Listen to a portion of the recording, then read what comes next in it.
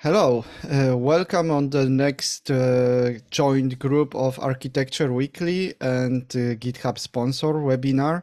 Today we have a special guest, Maciej Jędrzejewski. He will be talking today about evolutionary architecture, and he will be showing us not only why and what, but also how. So it will be a practical workshop. I can't wait because I watched a few talks made by Maciej, even live, and read his blog, and I really sympathize with the message that he's sending and pragmatic approach. So yeah, Maciej, you can go ahead and show us what you have. Okay, good. Thank you, Oscar. Let me share first my desktop. So let me know if you can see it. Yes. Perfect. So today we will be talking about evolutionary architecture, and in general, it's not like you probably read somewhere in the book some theoretical concept about evolutionary architecture, but the idea behind it was that when you are looking at different repositories in GitHub, for example, then you cannot find a really good example of it. And I remember when I first looked at eShop on containers, how your application should be designed.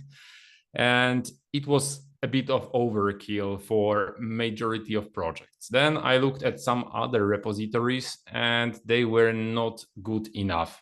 And thanks to that, I, together with Kamil Bączek, decided that we can go ahead and create something on our side and describe the concept, show the practical examples of code.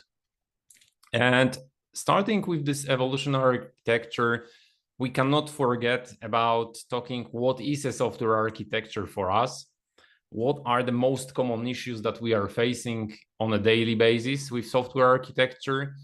Then I will go and describe this evolutionary architecture based on the case of Fitness Studio. And of course, there will be a little bit spice of demos. So yes, there will be code in this presentation. So about me, short information. I am at the moment the artificial intelligence consultant and software architect. I really love to push forward the short feedback loop and modern software development practices. My main areas of interest are, as you can probably guess, artificial intelligence and as well domain-driven design. I put a lot of effort into the strategic part of it. And on a daily basis, I am living in Switzerland. So if we are talking about what do I understand as software architecture, it's several different groups of topics. So first of all, you need to have the business analysis. So we need to understand why we are working in some business domain, what are the capabilities of this domain, what are the processes. So this is the most important block for me. And when we have it, then we fall into some kind of boundaries, because when we are having one business, and you can think of Fitness Studio, where you can have a lot of different areas like training schedule, like diet planning, preparation of offers, signing of contracts, and so on. These are kind of subdomains. So these are small blocks that you are splitting the big business domain to. And around these subdomains, you usually set some boundary. And this boundary we will talk later about, but spoiler, it's a bounded context in this area. Then what next? The next thing is the infrastructure. So you need to answer your questions. Should I go with on-premise solutions? Should I go with cloud?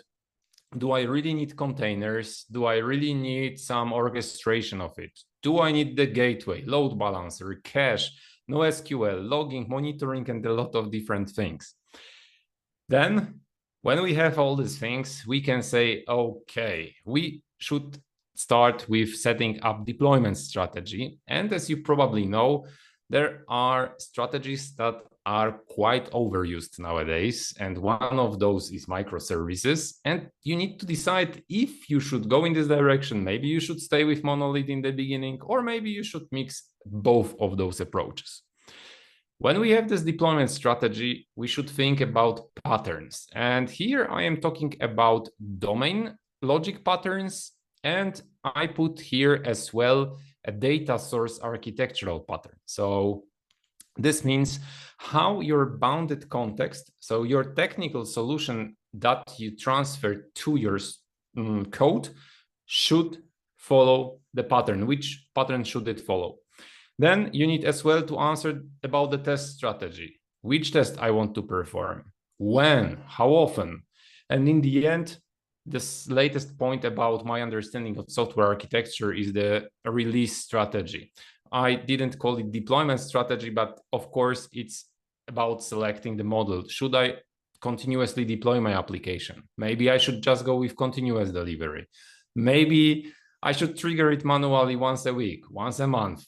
It's of course up to a decision of the team and up to the circumstances that are around.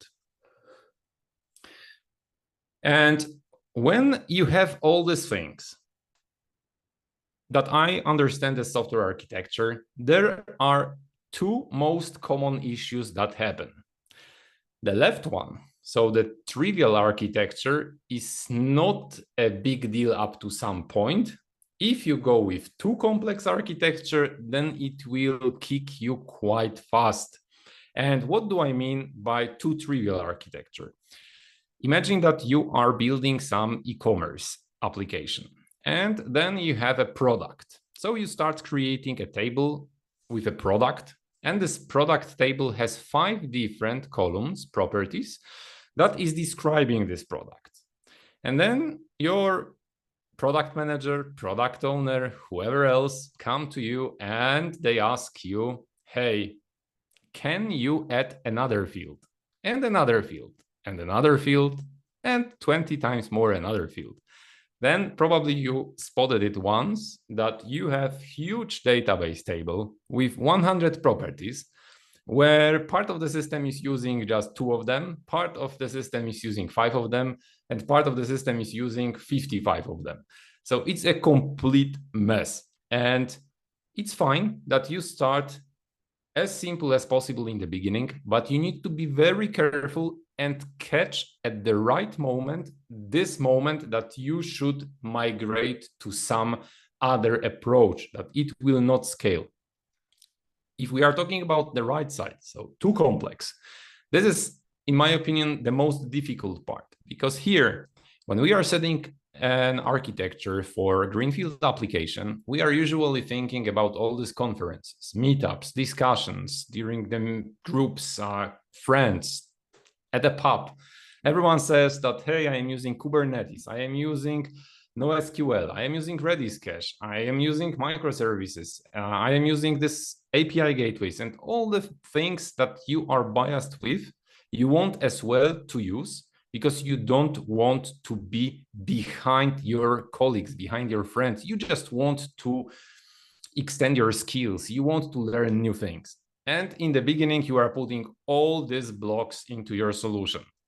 The drawback there is that whenever someone new comes to the team, he has to learn a lot of new things. And when he has to learn a lot of new things, you have a super huge entry threshold to get to the application code, to get to the solution. And when sometimes when something breaks, you don't even know what broke, and you can't find it because you forgot about logging, correct logging.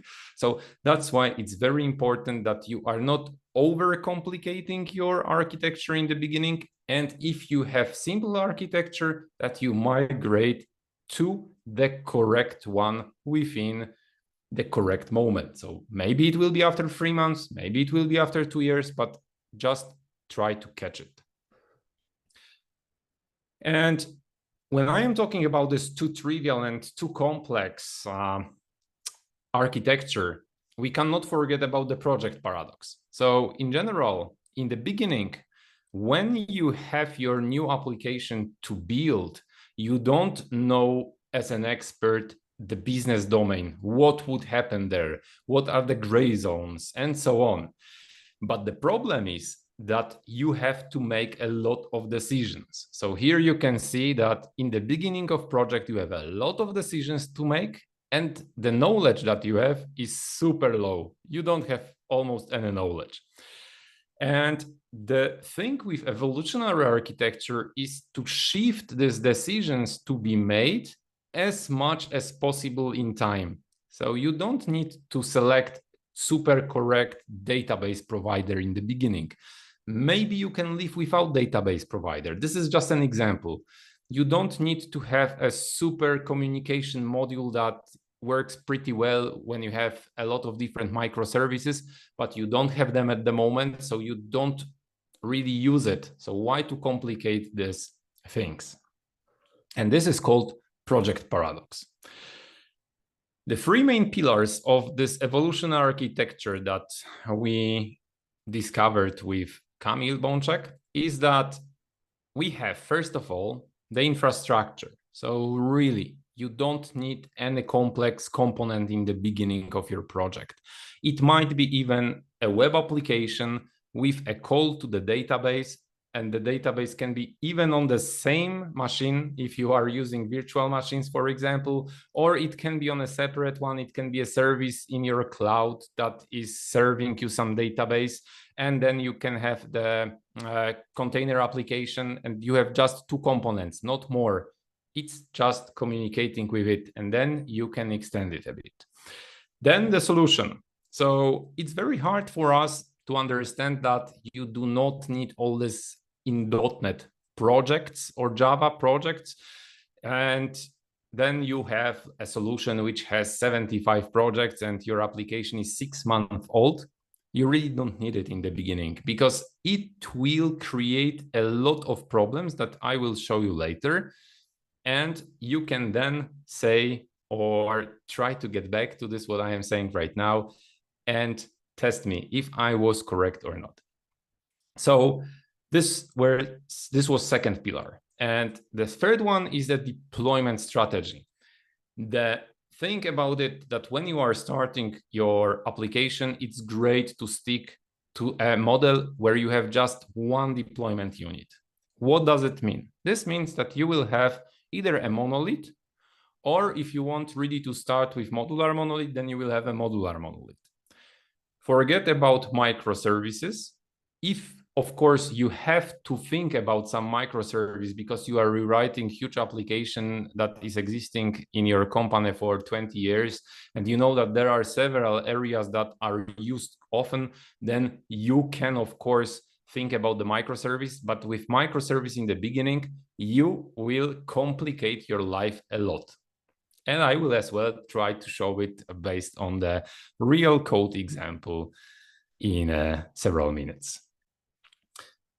Before we go further, I would like to show you one slide about calculation of infrastructure.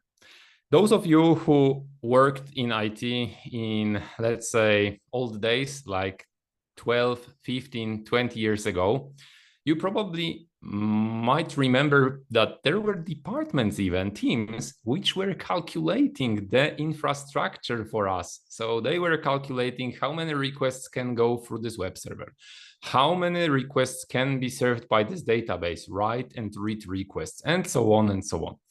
And nowadays it's gone. We have a cloud, the cloud scales automatically, so we don't need to care about it. Yes. First of all, it creates a lot of costs usually. Second of all, you have a lot of different components that you are using and you don't really know what you are using at some point. So here you have an example where you have an application, and in this application you have 100,000 active users. Each user does 100 times requests per day. And in general, it means 10 million requests a day. You can imagine 10 million requests a day. It's crazy. I can't handle it. I need some scalability here in my application. But then if you look further in it, you will see that if we consider that a day is 24 hours, but let's say the app will be used mostly 16 hours per day. Let's assume that it's in Europe and it is a dating app. Then you have 10 million requests for 16 hours, it gives you around 600,000 requests per hour. Then you have 10,000 requests per minute and only 173 requests per second. Look, it's nothing. It's really nothing. It's like a simple web server will be probably able to serve this request that you are having here. Next, when I was talking about the pillars of the evolutionary architecture, they are still divided into 4 evolutionary steps. So first of all, within first months of your application, when you don't really know the domain, you have to deliver usually fast results. So you will have a lot of features that you will be adding there. And you don't want to bias yourself by super fancy code. But I am not saying it will be a mess. You can really structure your code from the beginning that it's super able to evolve at some point. So this is something that you will as well see how you can evolve your code here. But it's very important that before you touch any of these 4 evolutionary steps, you should have a correct strategic business domain analysis. So here we are talking about the strategic domain-driven design before you even touch your keyboard to write the first line of code. This is super important. Then, within time, our complexity of the solution will grow. The size of teams will grow. So now we need to think about some maintainability of our solution. Let's call it second chapter of our book of evolutionary architecture. So here you might be already thinking of how you can extract some code, put it to multiple different projects, and so on and so on. Then chapter number 3 is a growth phase. At some point when you have your application, it really makes no sense that you are scaling entire monolith, entire deployment unit, because it takes more and more time. It's really growing. This code base is really growing. So now you might think about some parts of your application to just extract it and do a microservice for one part of your application. That will be then communicating with your modular monolith. And in the end, when you have your deployment units, multiple ones, your application is big, the complexity is growing, you don't need to deliver these fast results anymore. That's the time when you can think about applying some patterns to just tackle down the complexity of your solution. And here I am talking really about tactical domain-driven design, where you can just look at part of your system that has super complex business logic, that maybe it's now the time that you can really get some data, group them, close into aggregate, maybe not. This is something that you have to consider in the end. And something that I'm always trying to say, that you should always choose your architecture patterns for the state of art, for the state of the application that you have today. At the moment, don't think about future like, hey, but what if I will have like 1 million users and today I have 1,000? You will be worried about it when you will have probably 500,000 users. You will be worried how to handle 1 million users, but really do not overcomplicate the current architecture. And we are going to, or I am going to describe you the concept of this evolutionary architecture based on practical case. And this practical case is Fitness Studio. As I mentioned before, you have to do some business analysis. And here you can see several subdomains that I discovered with my colleague. And this is dividing this fitness business domain, where we have a lot of different things, to some kind of groups. And these groups are called subdomains. And you can see that we have a subdomain of passes. And in this passes, you can have some pass registration when you are signing the contract. Then you have a subdomain of offers. And the offers is executing when there is a new customer, or when the contract expires. So then we are sending a new offer to our customer. Then in contracts subdomain, we have a preparation of the contract and then it's signing. So when the customer signs in, then it's done, contract is signed. And in the end, we have some reports, because usually in our application, we have some reports and we want to retrieve some data. Now, from the perspective of business processes that we found out in this domain, we have a pass registering, as I mentioned before, preparation of the offer, preparation of contract, generating new passes per month. So the report for new passes per month. We have a contract signature and marking passes expired. The flow looks like that first of all, we have some kind of an offer and the customer is saying, yeah, I am interested. So we are preparing the contract. You can see it here. Then we have this action of signing contract.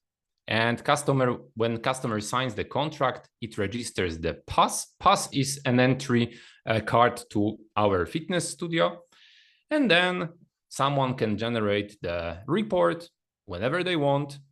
And when the pass expires, then this pass expiration informs the offers subdomain that there needs to be another offer prepared.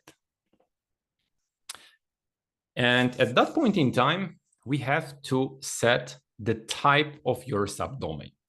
And as you can see here, we have 4 of them: passes, offers, contracts, and reports.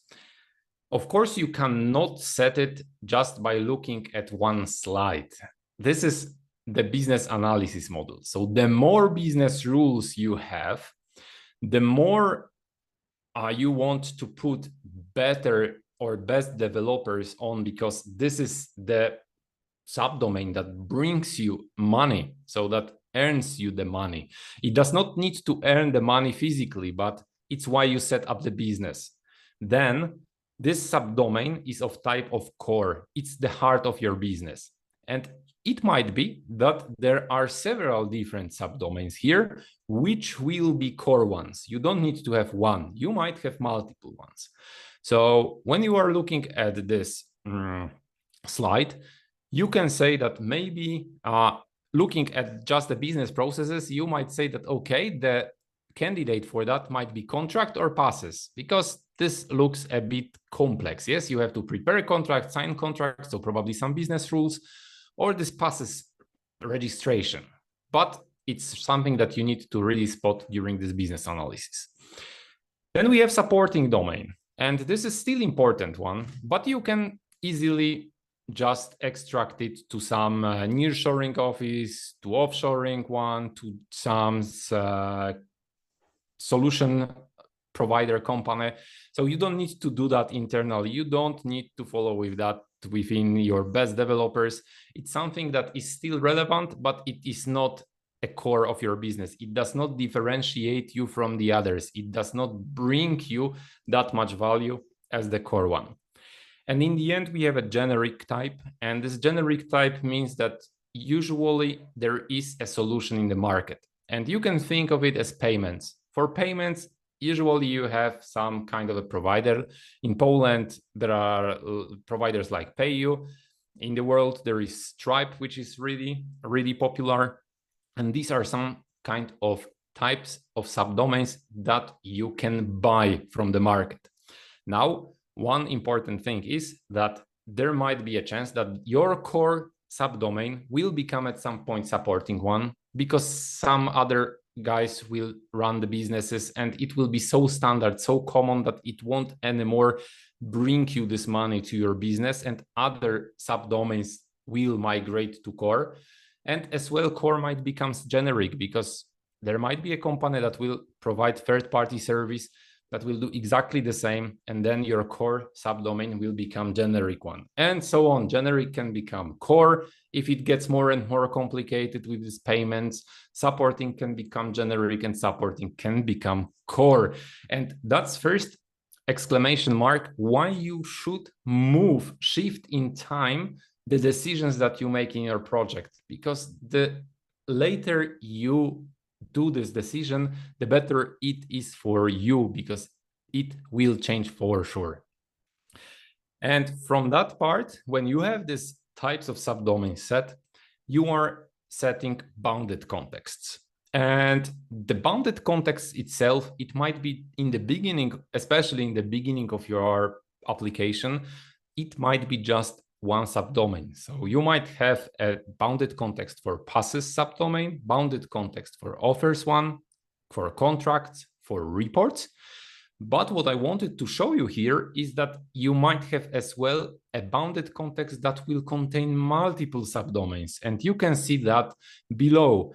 What we have here, we have some assessments that are given by trainer. We have some progress tracking and virtual coaching. So it might be the case that it will create a separate bounded context, which is called personalized training. So this is important that whenever you see that, for example, during the strategic analysis, the language changes, that someone calls something product and another one is calling article, then this is one of the triggers that might tell you, hey, these are completely different boundaries. So you need to have this ubiquitous language, the language that will be understood by everyone the same in context of one boundary. Then finally, when we have bounded context set, then we are in need to set some pattern for our bounded context. Here, I'm sorry, Oscar, that I am not mentioning the event sourcing, because I should put here the event sourcing as well. But in general, if you look at the standard patterns that were quite popular, let's say, there you have several different possibilities. And what I mean here, first of all, you can focus on domain logic patterns. So domain logic pattern is this service layer, transaction script, and domain model.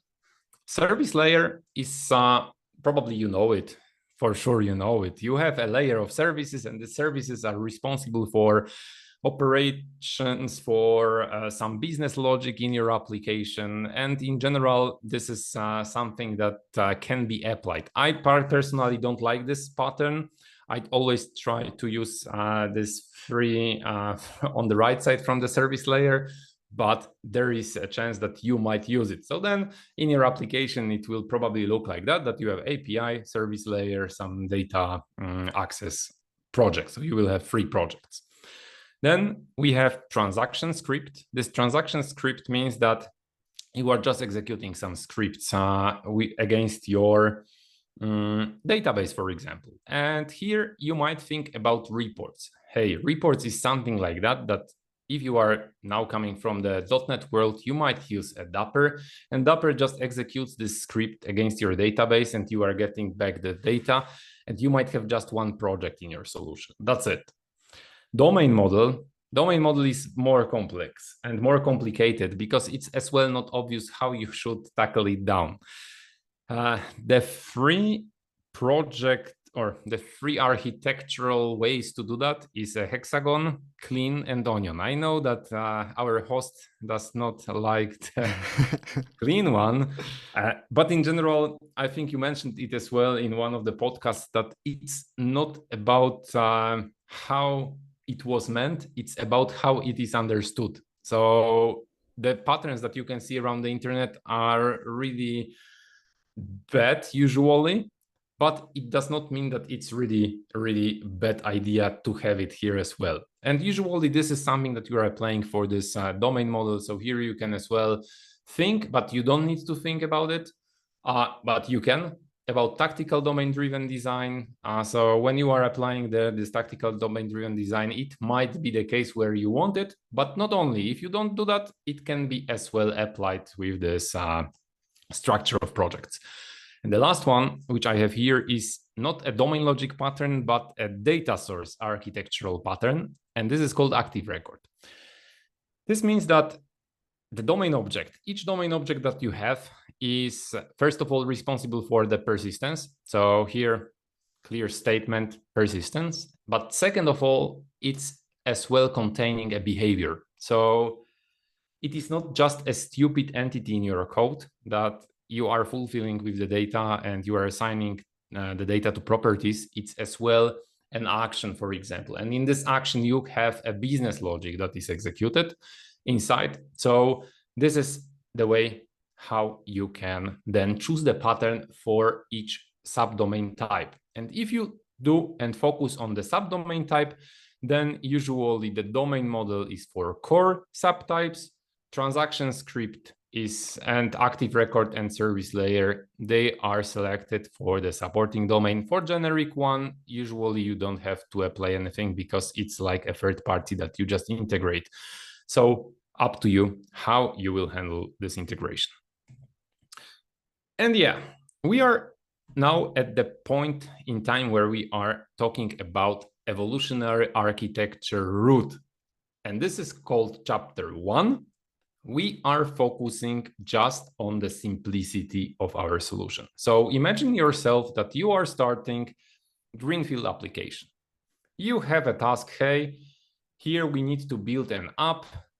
We need to do some workshops with analysis and gathering of requirements.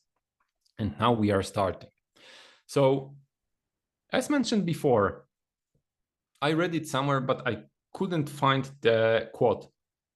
It was about that almost 80% of applications do not need in the beginning microservices. So that was some kind of statistics. The guys, the company who did this analysis, they asked several hundreds of companies how it looked like in the beginning and so on. And then based on that, they analyzed that, as mentioned, almost 80% do not need microservices. And that's my first tip. And this is our first tip from the evolutionary architecture.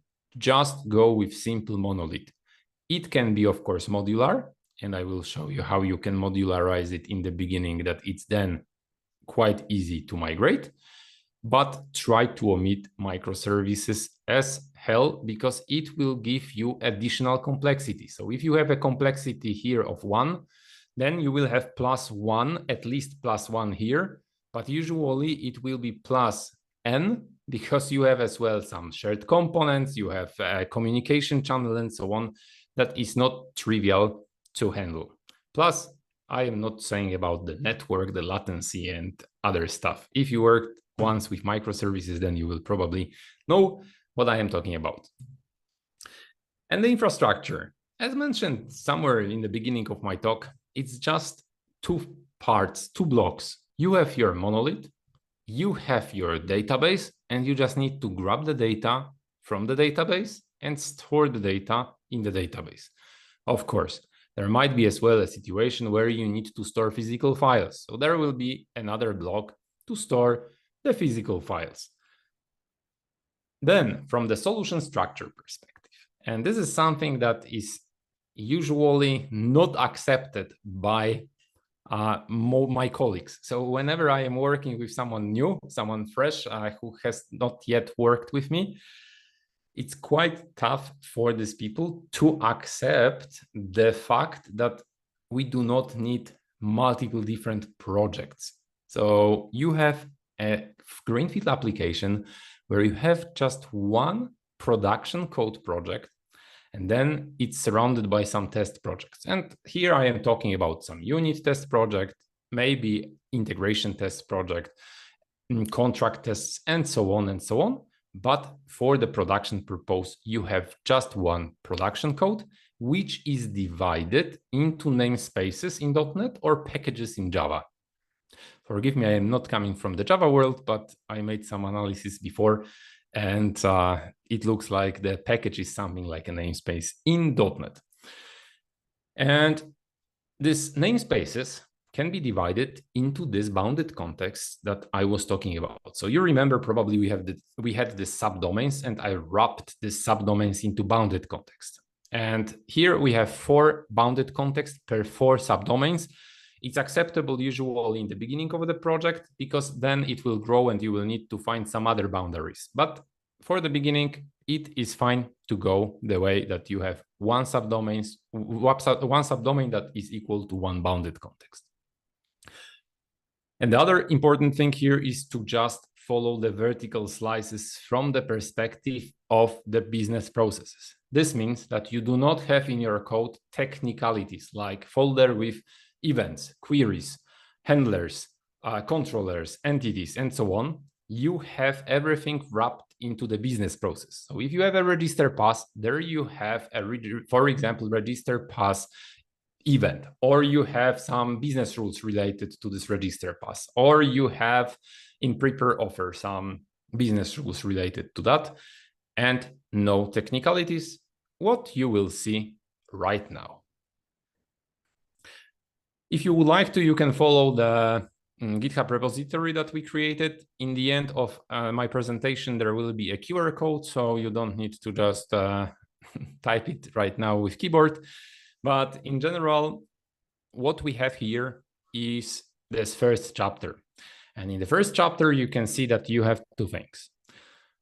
One thing is the production code that I mentioned, and second one is the code that is used for the tests. So you can see we selected for our application, we selected integration tests and unit tests. That's it. And how does it look like here in code? You see there is a namespace of contracts, offers, passes, and reports. What's important here is that we are already modularizing it, but we are not modularizing it by project. We are modularizing it by namespace. And each of this namespace has its own database schema. So the data that we are creating is already divided, but look how easy it is. It's just one simple project in which you have several namespaces, and each namespace contains some things like I mentioned before: vertical slice for prepare contract process, sign contract process. If I get into prepare contract process, I will see I have a prepare contract endpoint and a request to this endpoint, and I have business rules. So everything what I have related to prepare contract is inside the prepare contract folder, besides the shared data entity, which is at the moment contract, because the contract itself, which you can see here on the right side, it's shared between sign contract and prepare contract. So it made sense to just have it extracted as a separate entity to a separate place. The data here, because I was saying, hey, vertical slices, vertical slices, vertical slices. The data here is a representation of something that will grow in future to separate project. So this is something that will be a separate project in future. That's why it's divided from this business processes.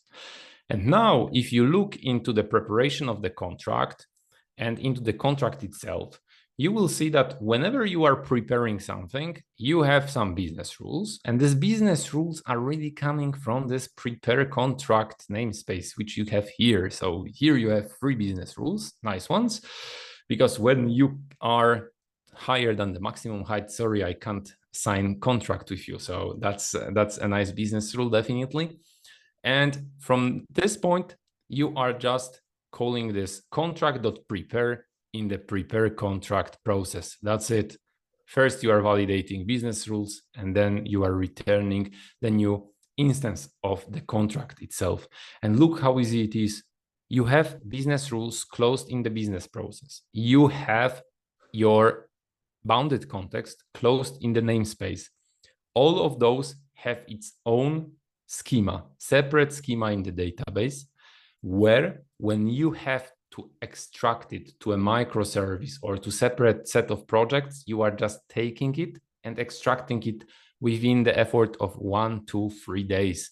And this is how you can start the easiest way as possible with your application.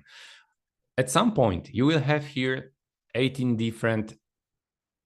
more different subdomains which are wrapped into bounded context and so on. And that might be the moment where you would like to extract it to some other parts. But in the beginning, it's really acceptable because it doesn't hurt us if it is multiple projects or just one project here with this clear separation, 2 namespaces. It really does not hurt us. And you will see in a moment how complex is this code when we are dividing it in the beginning to this project separation. And with project separation, I would like to mention one more thing. Here, you don't focus on it. You don't know if it will be, as mentioned before, service layer, active record, domain model, or transaction script. You don't know it. You just put the code into these namespaces, and you don't need to think about it right now. So you are not guessing. You are not forecasting something, predicting that, yes, in 3 months, it will grow to domain model or to service layer or whatever else. No, you are shifting this responsibility to select it as much in time as possible. And coming back to the presentation itself, we are going into chapter 2, where we are starting to focus on maintainability. As you probably have seen already in this code, it might become really hard to maintain, because if you will have multiple teams working on just one project, you can imagine what would happen. Yes, a lot of conflicts, they will be completely unproductive. So it might make sense already to extract some parts. And first thing that you should think right now of is if I should go with monolith, or should I go already for part of the data and part of the areas that you have, part of subdomains, to microservices.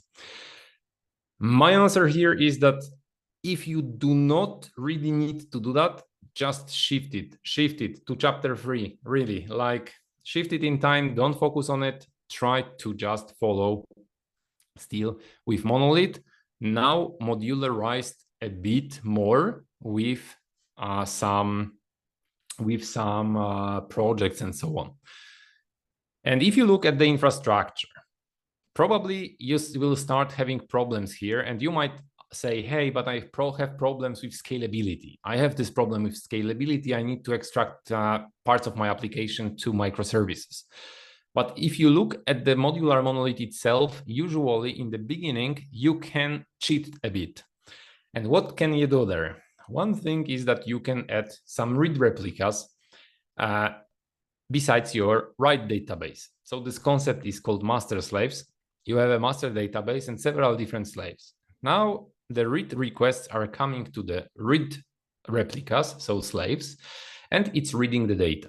The write requests are going to this master database, and it's just a write database that is synchronized. Now, when the master database fails, then you have a slave which is promoted to this master database, and it works fine. But then you will have more and more problems. Maybe not only related to data, but as well the web application itself, web server. So you might have several different instances of your modular monolith. Then you need some kind of a load balancer, which will tell that, hey, this guys go here, this guy here, this guy goes here. So then it will be scaling from the perspective of the web application. But then again, there might be a problem with data. So you still can cheat. You can put a block which is called cache. I am trying always to omit it, but as much as possible. But at some point, usually it's just needed. So it's required. You have to add it. But really add it when you feel that you will need it and that it will bring you some benefits. And from solution structure, it looks already a bit different, because you now take your projects and you are taking your bounded contexts from these namespaces from one project, and you are separating it to different multiple projects. And now you are saying, okay, here I will have transaction script pattern. Here I will have some domain model pattern. And here I will have service layer pattern. And here I will have active record, because you already know the application. You already know what you coded. You understand the business. You see the areas that will grow for sure, or there is a high chance that it will grow.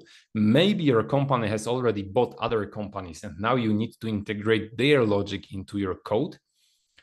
You have just more and more problems, but you are ready for that, because you are evolving your architecture based on namespaces to the architecture based on different projects. And the other thing that is quite, at the moment, that is quite important to do is to extract some shared projects, some building blocks, because you don't want to repeat some communication components or middleware that is reusable by each API project. You don't want to keep it just inside one module and repeat this logic.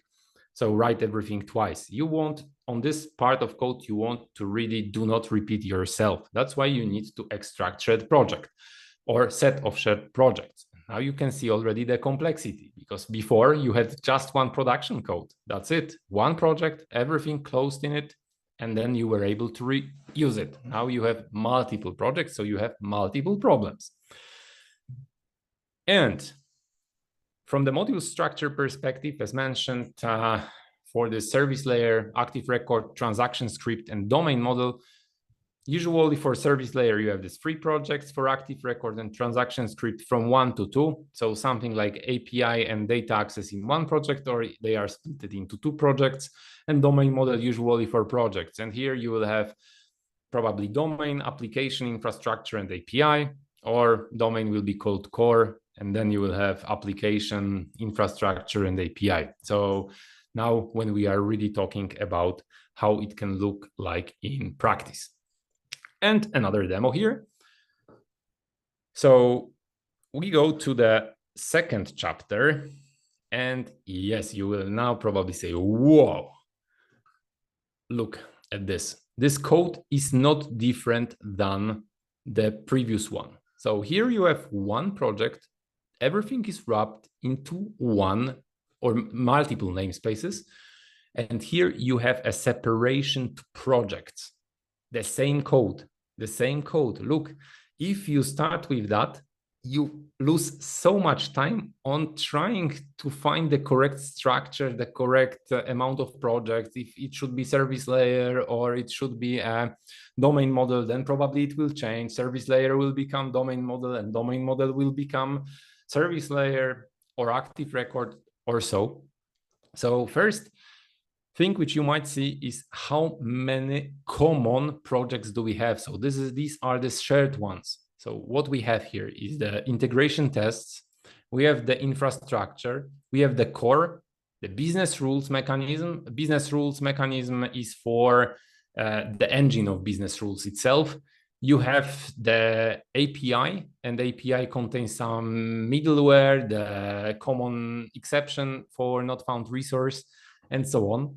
So each of these projects require at least some unit tests. Yes, so you have additional projects for unit tests of this one, some integration test of infrastructure, and integration tests of integration tests a mechanism. And if you look into such integration test, you can have here some test engine with integration events, with some database container that is set up for the integration tests, and so on. So here we are following this database containers, test containers, sorry, for the database for testing something. And then such project can be reusable, but still it can be inside one solution, because now when you will have microservice, you need to extract it somewhere else. And by extraction somewhere else, usually you will need as well some kind of packaging solution that it will pack it to a package that you can reference in both microservice and this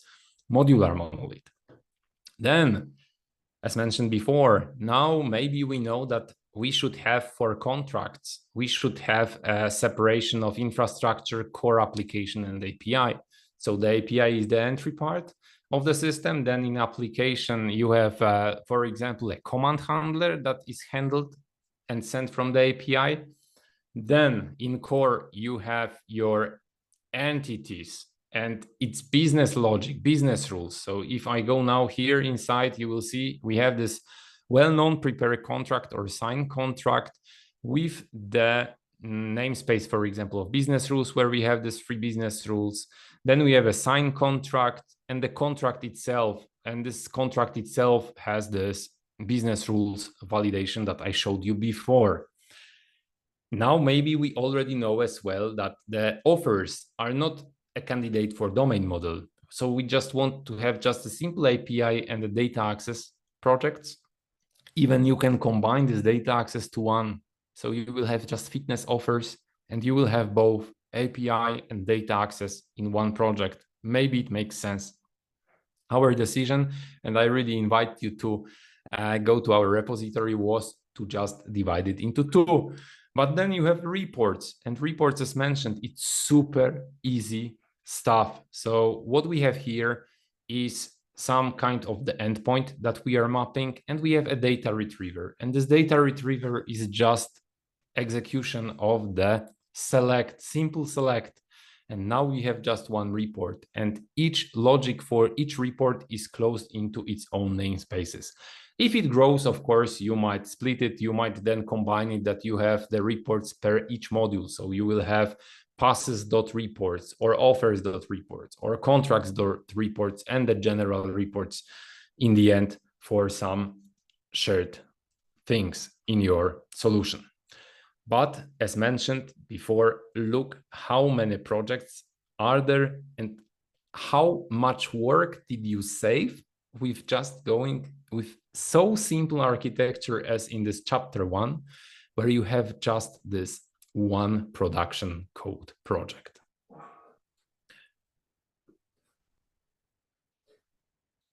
And going to the chapter 3. Unfortunately, I cannot yet show you the code because we are still working on it. I hope that we will have entire story of evolutionary architecture ready by the end of holidays. So maybe not holidays, but summer months.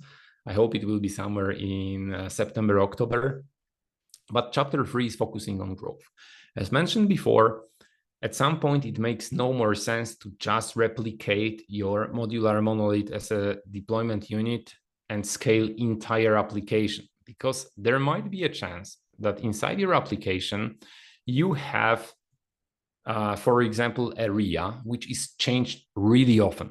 So you are changing it super often, and you want to distinguish it from the rest of the code that is not touched. So here you have the disintegrator of the frequency of changes.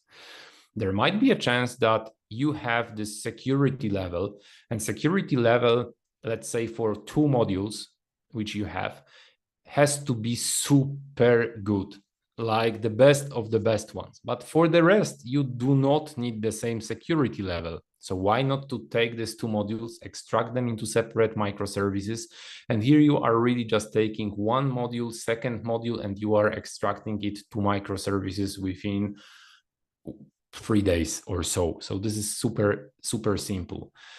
Then you might have a huge size of the system. And by huge size of the system, I mean, imagine that you started with 5 different, so maybe with one team, with 5 people inside. But afterwards, you have 10 teams, and in 10 teams, you have 5 people, and you have 50 people working on one solution, one repository, one deployment unit. There might be a case that it would be better now to divide, take some bounded context and give it to one team, bounded context to second, bounded to third, fourth, fifth, and so on. And now these people can work totally separately. But of course, it's as well questionable, because till some point, it's fine to handle it with one deployment unit. After some point, it's already too much. But it's hard to say if it is 50 people, 30, 20, 40, 100. It's really depending on your organization or on your structure, on your communication. This is as well something very important. If you can do that or not, maybe the different time zones are there, and you don't want it that guys are waiting for some validation on your side for one day because you are starting your day after they finish it, and so on. So these are these common disintegrators where you can start thinking to just grab one module, extract it to microservice, grab second module, extract it to microservice, and so on and so on.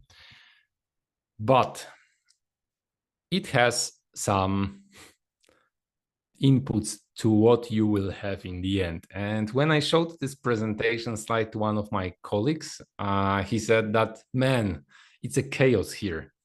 It's like scaring people. And I am saying always, yes, it should. It should scare the people, because it just shows you what will you need in comparison to previous architecture, which we saw in chapter 2, to accomplish the microservice solution, partial microservice solution, when you are having as well the modular monolith somewhere. Because now what you will need to do is, first of all, some communication component. And this communication component should not be that stupid. So you have now, it's time that you need really to have some component, for example, like RabbitMQ or so, that will handle this communication between monolith and microservice. Microservice will have its own database, and this own database might grow as well to set like here, so that you have a write database, read replicas. Maybe you will have cache, so everything, or cache can be shared, of course, but maybe you will have just cache for your microservice. And then you will need some other solution which will contain the building blocks that was before the part of modular monolith. So now whenever someone touches these building blocks, and in .NET, let's say it can be a nugget package, he just changes some version, and it can be major, minor, it can be patch. And if this is a major one, then you need to be very careful that it is not breaking anything without informing other teams that, hey, after migration to this version major 2, you will need to completely rewrite what you are using today. So that's now this communication issue, and you need to apply wisely these patterns between different teams. Additionally, it would be great to have some API gateway that will just forward the traffic to your microservice or to your modular monolith or wherever else. So this is another point that you will need to have. So it gets really, really complex. Number 4, the last chapter of our evolutionary architecture is to just focus on complexity. And as I mentioned in the beginning of the presentation, it's like at some point you might have entities that are growing. You might have entities that are value objects, or value objects that are entities, and so on and so on. So this will trigger you a thought in your mind that, hey, maybe it's this time where I am taking my most complex set of projects, because we learned a lot. We already know well our business domain and our bounded context. I know really everything about it, but it's growing. We don't have any more free rules, business rules, but we have now hundreds of them. Maybe this is this time that I am looking again at my module, and I am seeing, I have there another module that is not a part of my bounded context, but now it makes sense to merge them both somehow to one bounded context. But if I merge it, my business logic will be even more complicated there. And now to ensure consistency in your system, ensure your operations, maybe it makes sense to apply now the tactical domain-driven design, create aggregates that will cluster some domain objects, that will ensure this consistency, that will encapsulate the business rules, and so on. Maybe it makes sense to create the value objects that will be reused, that will be for sure immutable, and so on and so on. So this is the last step that I would say makes sense, especially if you do not have previous experience with tactical domain-driven design, because you might create a lot of mess. I created it 1,000 times, really. I was punished for these decisions of selecting tactical domain-driven design for my projects or products that I was created. And you need this time, you need some time to just get into the solution, get into the application, understand how the business is working there. And based on that, you can then focus on things like tactical domain-driven design. This is just my thinking here, but as I mentioned, I was so many times punched in my face by selecting it, and it was not a good idea for this time when I was doing it. And usually it worked perfect when we really knew the system and we gathered some experience. We didn't have problems with deployments. We didn't have problems with infrastructure and so on. We were able just to focus on this business code, and it was really outstanding, I would say, at some point. And as a summary of this application, of this presentation, I would like to mention again these 5 things that I think are the most important. And first is start as simple as possible in the meaning of infrastructure, in the meaning of deployment strategy. So do this modular monolith if you can, and with your solution structure. Maybe you don't want one project.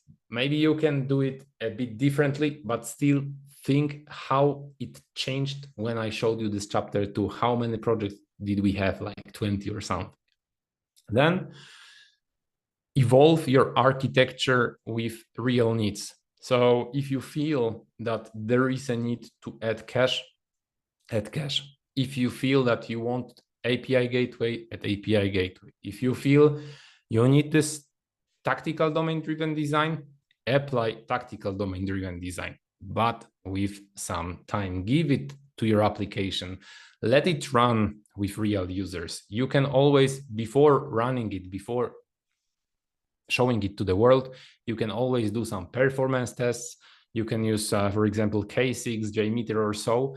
For your application, you will be able to see how many users can you handle, how big traffic can you handle with your application. If it's fine and you are planning 500 users, 1,000 users or so, and application is still working fine, do not over-engineer it. Don't go with all these components in the beginning because it really makes no sense. Then, number 3, shift your technical decisions as much as possible within time. You don't want to do this technical decision selection in the beginning of the project where you have no knowledge. You want to do these technical decisions when you have a lot of knowledge. So that's like reversing this project paradox. When you have no knowledge, then make no decisions. When you have a lot of knowledge, make a lot of decisions. 4, fit your current needs. And it's as well from the traffic perspective, from the business perspective, just focus on it as a software architect. Do not be afraid to say, no, we can't go this way because of this, this, and that. I know sometimes discussions with the business representatives might be very tough, but it's worth the effort. Really, it's worth the effort because it saves not only you, but it saves as well the business itself. And be afraid, maybe not be afraid, be aware of businesses changes that we will have for sure the business change in the upcoming months, weeks, days even. Your company can acquire other companies, so your domain will change completely because you will need to grab completely different group of topics and integrate it into your application. So this is something that you have to remember about, and that's as well a point why you should not overcomplicate the architecture in the beginning, because probably after 3 months it will be not anymore correct. And I would like to thank you for listening to today's presentation, Oscar. I am 7 minutes after what I planned, so 1 hour, 7 minutes instead of 1, but I think we started a bit earlier, so I think we are still on track. I kindly invite you to just follow our Evolutionary Architecture repo. You can ask us questions, you can put some comments on it. We are open to it. We are still working on that. And yeah, thank you. Do you have any questions to me? Cool. Thank you. There is a question from Kamil, and it was asked more or less around chapter 1. And do you use some test tool like ArcUnit to add some constraint between vertical slices? That's a good question, Kamil. Thank you for this question. So here we are not using architecture tests. That was on purpose to not to complicate the structure of this repo. So we wanted people to just think about how we can solve this solution structure, how we can evolve architecture. But on the daily basis, yes, I would for sure add it. I am a huge fan of this architecture tests, and I am using it on a daily basis. So yeah, this is I would say this is the most important point about it here in this chapter 1, that when you have these namespaces, you have to apply some kind of restrictions, because without restrictions it will be really hard to go. So yeah, definitely I would add it for the production purpose. When you are setting your project, I would definitely add this architecture tests. Yeah, I'm not sure about the ArcUnit, but I was also curious. But yeah, you answered that kind of with ArcUnit.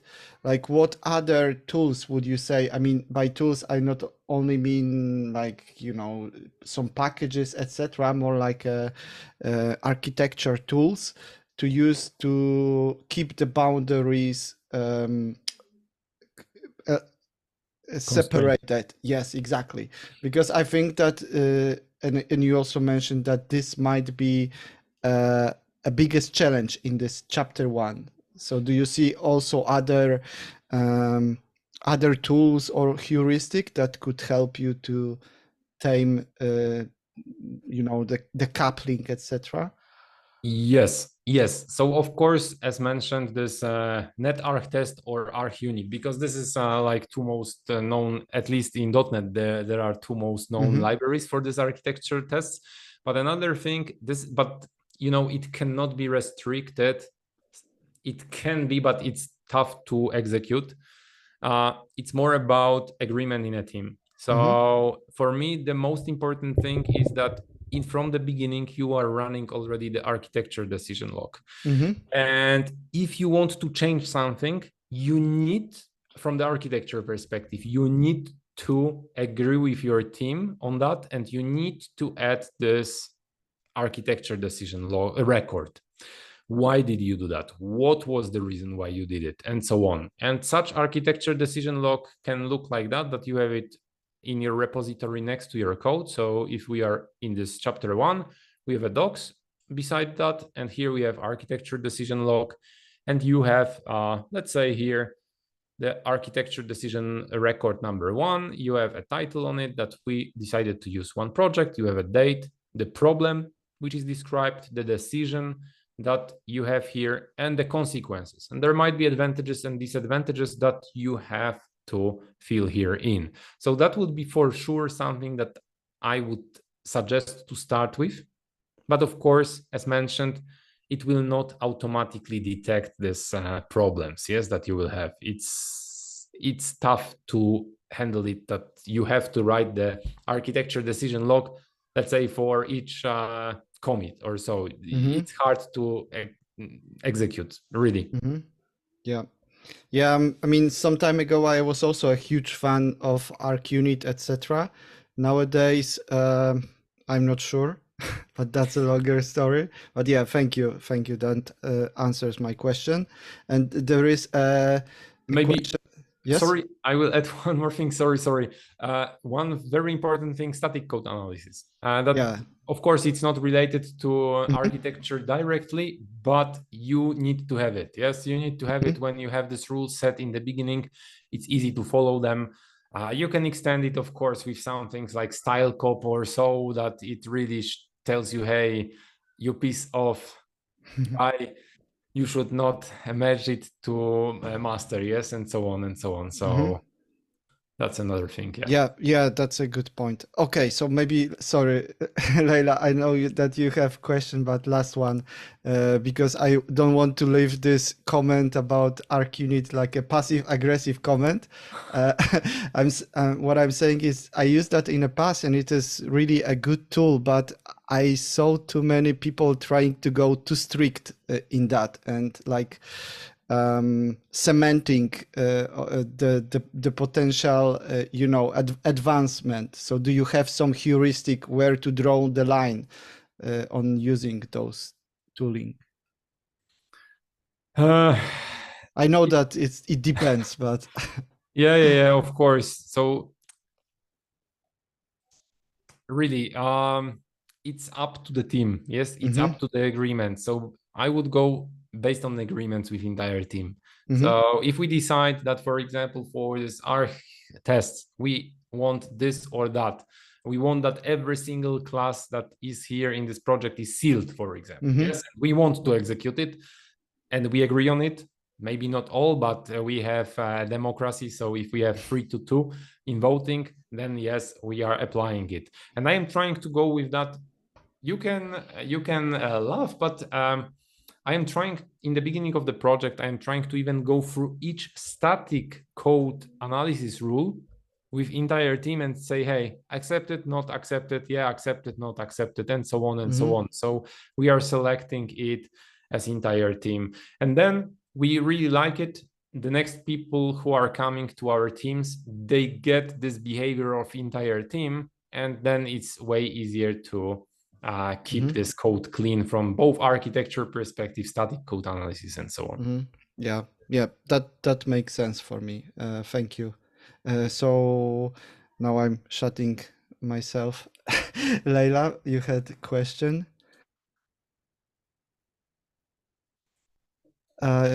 Hey, yes. Well, first of all, thank you for the presentation. I really enjoyed it. And I do align with the whole thought process of starting very simple and then basically increasing the complexity as we actually need it, and not because we think we may someday need it. But the thing is that I guess some of us start doing things the complex way because, we're attracted to complexity, is what I always say. But on the other hand, I think another reason that we do this is because we have been bitten in the past by working on projects where things started very simple, then completely grew out of bounds. And the problem is that there's not sufficient time or effort invested in then allowing sort of the architecture to go through that evolution. So if we think about it from that perspective, and you look at it from the perspective of business stakeholders, right? In the start of the project, we have a very high velocity when implementing features because the code is a lot more simple. There's less infrastructure to be concerned about and all of those things that you suggested. But I wonder, how do you sort of prepare your customer, your team, and your environment to be accepting of those changes in that sort of slowdown in velocity, and even maybe the complete slowdown or coming to a halt of being able to deliver features as we sort of help that architecture change over time to sort of support that larger scale? Yes. So I will tell you. So in general, based on my expertise with different projects, products, and so on, when we were starting, really like with setting up this infrastructure and so on, correct architecture, we were always asked after 3 months, hey, where are the features? Yes. So this was shifted into the beginning. Now, with this evolutionary approach, and it's as well battle tested, we are shifting all these things to future. So in the beginning, we have, as you mentioned, huge velocity, high velocity, let's say, and a lot of features are coming in, and we are just operating on it and so on. And this is the first thing that I am trying to teach in the teams that I am participating in, that we need to have a short feedback loop. This is the first thing. And this is very important, but because when you learn together with the team to do short living branches in the beginning, or even no branches at all, trunk-based development with pair programming and so on, you are very fast with these changes, super fast. So if you have to change something in your solution, then you are changing it immediately. I am a big fan of trunk-based development where you do not have branches. You are just putting everything to master, and then you have your production environment that is redeployed. And because of that, when the team is skilled, after this time when we really need to change things, we are able easily to get just today, we are taking this one module, maybe 2 guys are taking this one module, and they are extracting it from namespace just to project.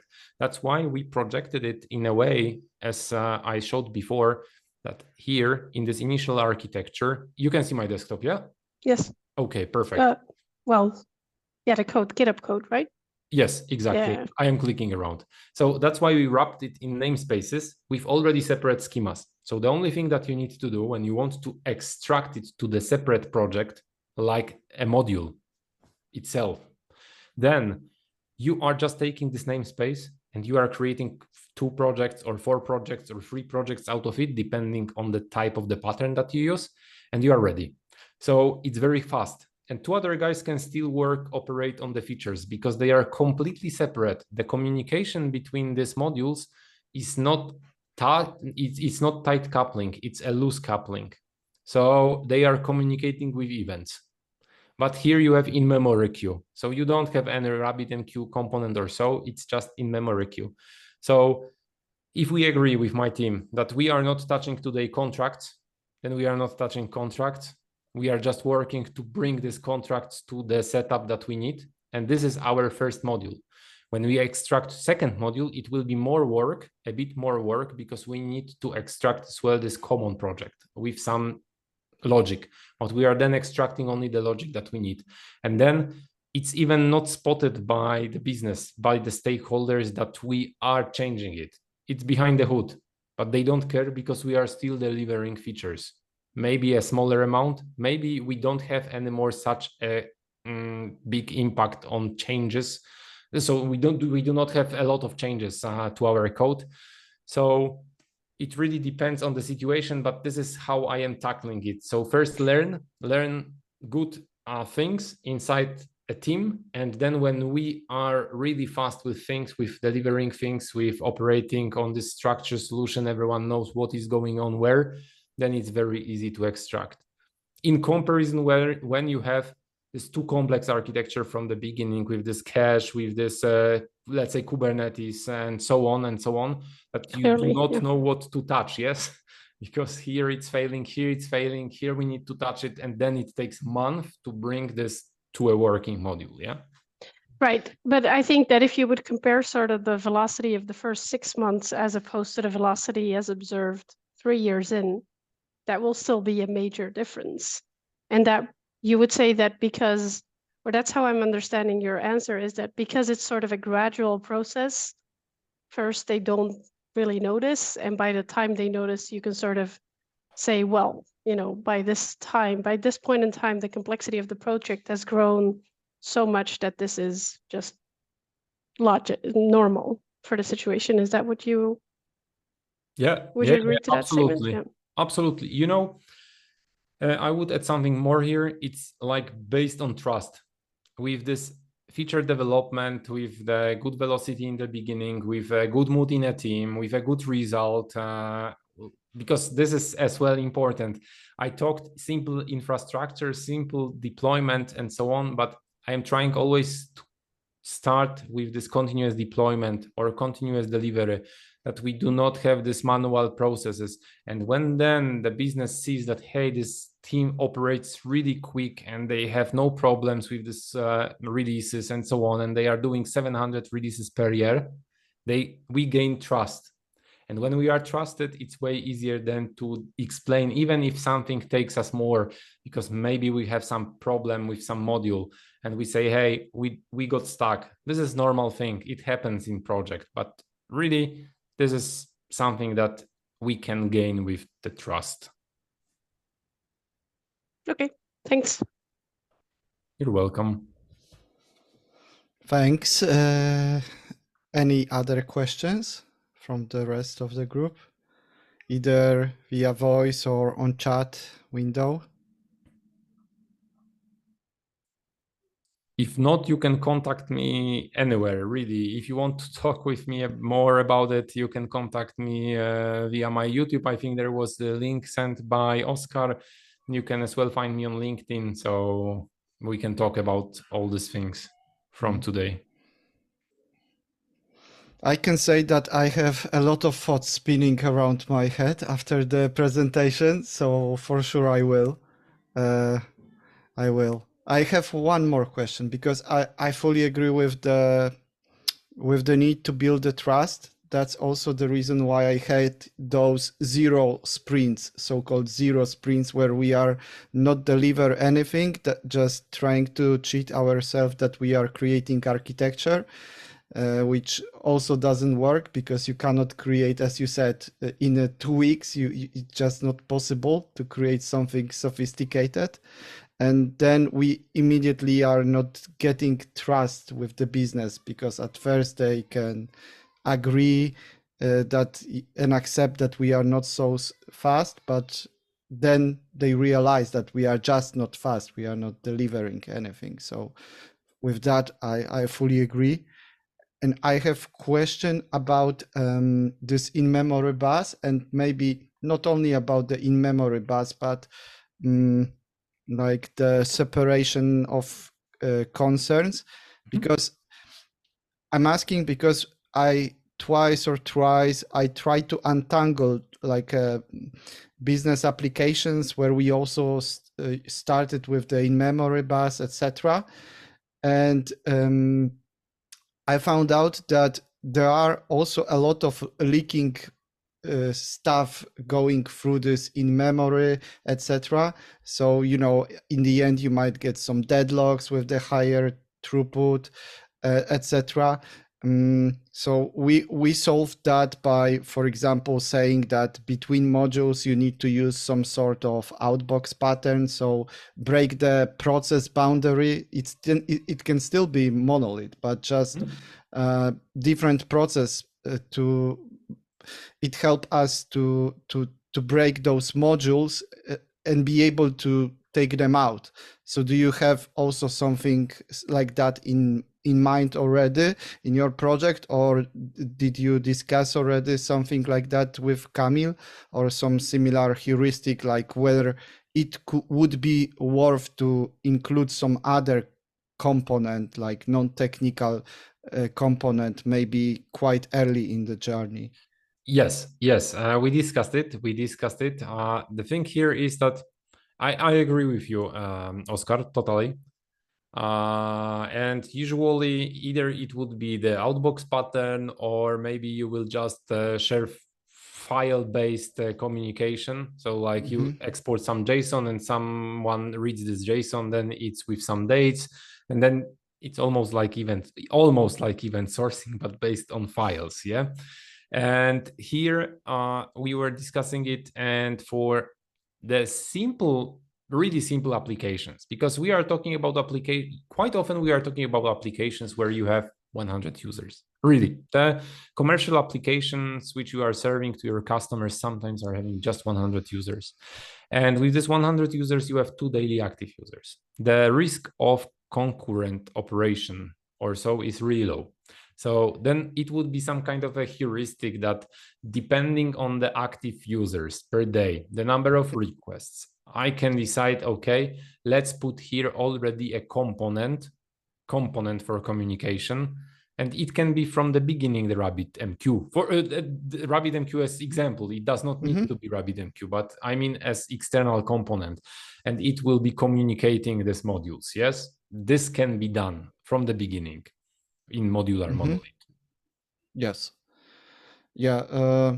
I know that it's challenging to, especially if you want to provide the guidance, then you cannot provide too many. It depends from the beginning, because then it won't be an advice, but just I don't know what even. So I agree that it's worth starting with some safe defaults. But yeah, having such heuristics at some point, I agree, it would be nice. Like, or maybe some simple checklist. I mean, I know that that's especially super dangerous to have, because some people may take that literally, but that's true. And what I wanted to just say here is that we explicitly told that what we do not focus on in this repository, maybe we did not mention this message handling, because we will add this RabbitMQ for this microservice part, but we don't focus on frontend totally. We don't focus on logging. So there is no logging in this solution. And of course, you should have, for production purposes, you should have logging. That's normal. We don't have request validation. So either using Fluent validation or the way that you described in your blog post. We don't use here contract testing, and we don't apply static code analysis, because this would be just too much. If you open such a solution, it would be too much. It's better, and it's more important for me that someone opens it and understands from the business perspective how it was ran, and then adds questions which we can handle, rather than really overloading the people with too much information. Yeah, I agree. I can say from my experience that my event sourcing.net repository, I heard a few comments that people were terrified when they saw this repo, especially when I told them that event sourcing is simple and they got this huge repo. Yeah. I feel you. Okay, thank you a lot. Any other questions before we wrap up? I have one question, but it's a little bit abstract because I'm just thinking if you have some experience or some tips how to migrate a legacy system to evolutionary architecture, because we are talking here with the Greenfield project, but most of programmers are working in brownfields, and it would be great to have some lecture or some materials how we can migrate some legacy projects to evolutionary architecture. That's a very good input. Thank you, Kamil. You have really good questions today. Once I think we had a nice discussion about it on LinkedIn with Oscar, how you can deal with refactoring of the brownfield application. I don't know, Oscar, if you remember, but there was some kind of such a discussion. Yep. So I haven't thought in the evolutionary architecture way, I haven't thought, Kamil, about it, how you can handle it. So I would need to think about that. I'm sure it will be possible, definitely. But if in general, the rule when you are when you have to just migrate your brownfield application to greenfield is for sure do not start from scratch entire application, because you will lose all these gray zones and all the business logic that no one knows about. So that's the first tip. Second way, and the way how to do that, I've seen two ways. One is tactical forking, and second one is just business analysis and doing it step by step. Tactical forking means that you are forking your repository and you are cutting all the modules that are not relevant to the module that you are at the moment refactoring, and you are just disconnecting your module, just this module in this fork that you are refactoring from all the others. So it has its own access to the database, it has its own communication logic and so on. And then you are having a separate, completely separate module that is business operable. So that's another thing. So you can read about this tactical forking. I highly recommend it, but this is the hardcore way. The better way is really to just depending on what are your problems in this legacy application, to just start slowly. So if you have performance problems, you might just add this read replicas in this old code. If you have, again, read problems, then you can have a cache. If you have write problems, then you can have the sharding of the database. So you have several different write databases. For example, this database for customers with ID from this to this, or from this to this, or from this to this. So this is another thing. But I think this is a topic. This is super interesting topic, but it would be really for another talk. And yeah, now I am thinking how to do this evolutionary architecture, and it would not be that simple, for sure. Okay, great. Thank you. Thanks. I also like that question. Good call. Any other questions? I have one. how would you approach this? How would you approach the architecture when you are working, let's say, in the software house, where when you have half of a year to deliver some product and you don't know if you will maintain it, if you will create new features to it, you just have to create it without this evolutionary part. Like how to say to yourself, stop when it's good enough, or we won't need it. To be honest, I don't like this term, but it depends really. So imagine when you are a software house and you have this half a year to deliver a product. You should ask yourself, what is the main reason why you are building the product? And the answer to it is that you want to bring the business that you are creating the application for money, income, that they can earn based on this application, or they can solve their issues. And now, if you are able to give this chapter 1 initial architecture, you are able to deliver application that is working totally fine. At that point in time where you are delivering it, just deliver the chapter 1, one production project, several test projects, and that's it. If it is working and if it is solving the problems today, then it's fine to keep it that simple way. If they will need to extend it, they will for sure come to you, because they will be happy because you delivered it on time, you covered their business cases, and it's all working fine. Or they will close the project, they will cut the product, or they will give it to some other company, and this won't be anymore your problem to extend it. And this is something that it's sometimes hard to accept, because then someone will see, okay, this is this Kamil, I saw him on LinkedIn, he made an application that now I am working on, and he created just one production project, yes, or so. So of course such case could happen, but I would say it's a rather rare case. So I would not worry about it totally.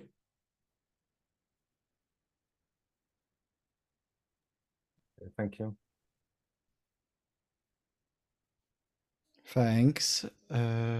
Other questions?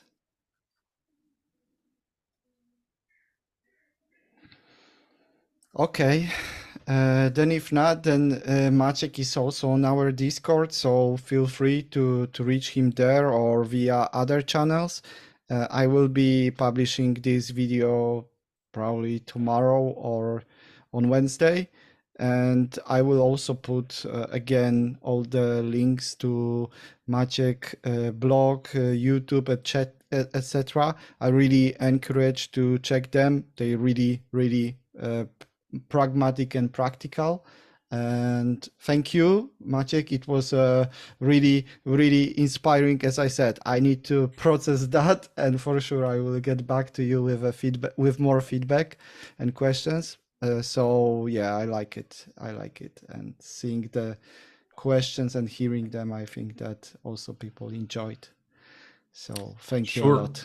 Thank you very much. Contact me when you want. So really, anytime. Thanks. And thanks you all for joining. Thanks, Anton, for the first time on our webinar. Welcome to the pack. Yeah, have a wonderful evening, you all. Thank you. Bye. Have a great evening. Bye.